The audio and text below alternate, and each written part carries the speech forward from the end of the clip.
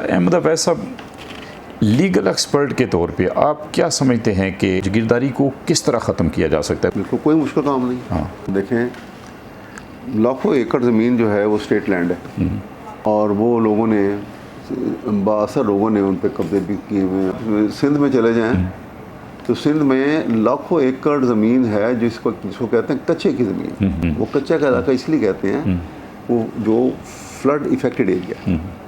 जब ज़राए सिंध जो है जिस वक्त वो मानसून में जब स्वेल्ड अप होता है अपने किनारों से बाहर निकलता है तो वो जितने इलाके में फैल जाता है वो कच्चे की ज़मीन, ठीक है ना जी। वो कच्चे की ज़मीन जो है वो लाखों एकड़ है। वो लाखों एकड़ जो है वो हर बड़े ज़मींदार ने, मतलब किसी की अपनी ज़मीन फ़र्ज़ किया 5000 एकड़ की ज़मीन है किसी, उसने 20,000 एकड़ कच्चे की ज़मीन पे कब्जा किया हुआ है। वहाँ पे वो कुछ भी नहीं करता। कच्चे की ज़मीन में जिस वक्त फ्लड होकर वापस चला जाता है ना जी जी, तो वो ज़मीन बड़ी फसल के लिए तैयार होती है, ज़रखेज़। क्योंकि जब फ्लड आता है तो फ्लड के साथ जो एलुवियल लैंड जिसे कहते हैं मिट्टी होती है ना, उसके अंदर वो नाइट्रोजन से और वो यानी जिसको आप खाद के इस्तेमाल के लिए वो उससे भरी पड़ी होती है, वो छोड़ जाता है सारा। तो आपने जब वो रिसीड कर जाता है तो 2 महीने 1.5 महीना टाइम गुजर जाता है मानसून का। तो फसल जब आप नवंबर में फसल लगाने लगते हैं तो उस वक्त तक वो ज़मीन जो है वो उसमें सिर्फ जिसको कहते हैं कि वतर रह जाता है, नमी होती है लेकिन वो कीचड़ ख़त्म हो जाता है। तो उसमें वो सिर्फ हल चलाते हैं और बीज डालते हैं। कोई वहाँ पे फर्टिलाइज़र खाद खूद कोई इस्तेमाल नहीं होती। और वहाँ पे सिंध के अंदर अगर आप देखें तो वहाँ एक या ज़िम्मेदार है या बिल्कुल लोअर क्लास है, वहाँ पे इन बिटवीन क्लास कोई नहीं है। तो वडेरा जो है ज़िम्मेदार वो इतना ज़्यादा ताकतवर है कि वो सारे वो जो नीचे उसके हैं इलाके के लोग वो कीड़े मकोड़ों की तरह हैं। उनकी कोई हैसियत नहीं है, उनका कोई राइट नहीं है, उनको कोई पूछने वाला नहीं है और ये उनको इस्तेमाल करते हैं और वो सारी की सारी ज़मीन जो है वो लेके वो पैसा कमा लेते हैं। यानी एक तो उनके पास पहले अपनी ज़ाती जगीरें बहुत है, बहुत बड़ी ज़मीन है, और फिर जो स्टेट की ज़मीन है उसके ऊपर भी उन्होंने कब्जा कर लिया हुआ है। यहाँ पर भी उस तरह वो चीज़ नहीं है पंजाब में। यहाँ पे हालात मुख्तलिफ हैं, लेकिन मैं आपको जो आप कह रहे हैं इसका हल बताएं। इसका हल ये है कि आप एक पूरा सर्वे करके या पूरी लैंड होल्डिंग की पूरी डिटेल्स इकट्ठी करके, कभी पंजाब की मिसाल ले लें। पंजाब में हमारे पास इतने लाख एकड़ हमारी ज़मीन जो है वो सरकारी ज़मीन है। आप ये करेंगे कि एक हज़ार एकड़ का या 1500 एकड़ का एक कोऑपरेटिव फॉर्म बना लें, ठीक है। अब वो जो कोऑपरेटिव फॉर्म आपने बनाया उसमें लैंड सारी जो है उसको आपने 10 एकड़ के हिसाब से या 12 एकड़ के हिसाब से उसको राइट ऑफ ओनरशिप दे।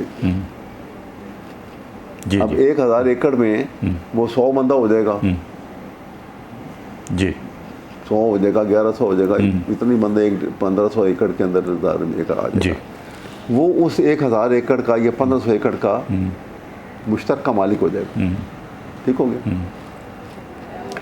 अब उसके बाद आप क्या करेंगे कि उसको पहले तो जो एग्रीकल्चर के एक्सपर्ट्स लोग हैं उनको आप वहाँ पे हायर करके रखेंगे कि जो वहाँ की एडमिनिस्ट्रेशन को चलाने के लिए कि वो वहाँ पे उसमें जो आपने एग्रीकल्चर फसल लगानी है वो किस तरीके से होगी। शुरू एक मिसाल बिगनिंग के लिए वो जो लोग जो उनको आपने ओनरशिप राइट दे दिए वो वहाँ ज़मीन के ऊपर आपके साथ काम करेंगे।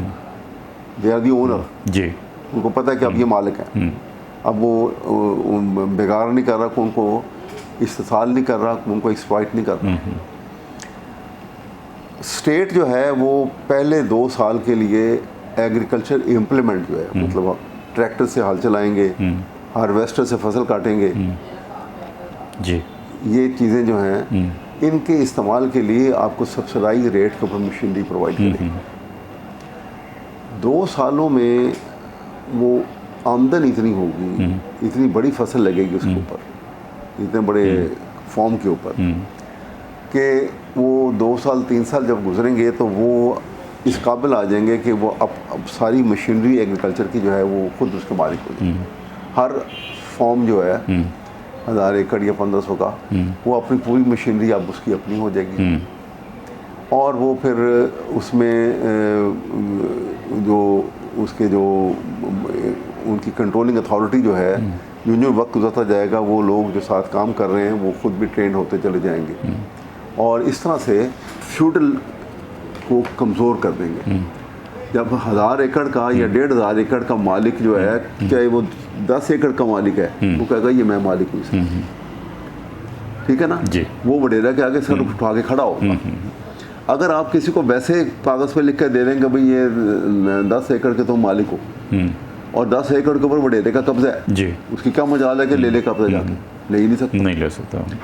नवाज शरीफ ने सेकंड टाइम जब प्राइम मिनिस्टर बना था उसने ये काम किया था, आपको शायद अगर पढ़ा हो कहीं, अच्छा, कि उसने सिंध में लोगों को ज़मीन ने तकसीम की, उनको अलॉट की, हाँ, लैंडलेस लोग जो थे उनको 10-10 12-12 एकड़ के उसने ओनरशिप राइट दे दिए। अब वो स्टेट लैंड में से, वो कच्चे की ज़मीनों में से, लेकिन उनकी क्या मजाल थी कि वो जाके वडेरे से कहे कि जनाब ये 10 एकड़ ज़मीन छोड़ दो जी, मेरी है। अच्छा, वो स्टिल ज़मीन उसी वडेरे के पास ही है, मजाल को वो ही नहीं सकता था। आप प्रैक्टिकली देखें ना, वडेरा कितना ताकतवर है कि 10 एकड़ का कागज़ पकड़ के कोई जाके कहे कि जी मुझे दे दो, वो तो उसको जूतियाँ मार के वहाँ से भगा देगा, मार ही छोड़ेगा बल्कि।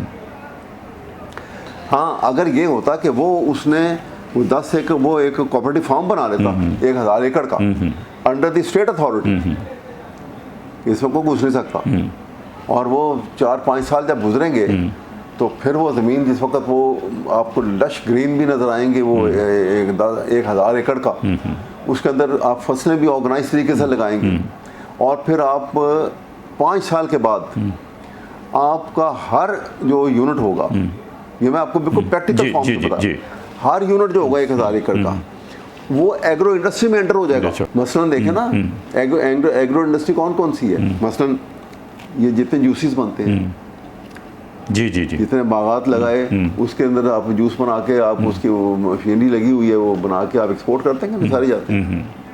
फिर आपने वहाँ पे अच्छा कैटल फार्मिंग है, पोल्ट्री फार्मिंग है, ये सारी एग्रो इंडस्ट्री है, डेयरी फार्म है, ये सारे उसी के अंदर बनते हैं।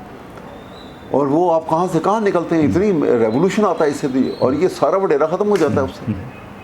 यानी एक तो पहले इब्तदाई कदम के तौर पे ये हो कि जो स्टेट की लैंड है, स्टेट की जो ज़मीन है और जिसके ऊपर वडेरों ने कब्ज़ा किया हुआ है, वो ज़मीन गवर्नमेंट एक्वायर करे और वहाँ पे कॉरपोरेट फार्मिंग का एक सिलसिला शुरू करे, लोगों को ज़मीन अलाट करे।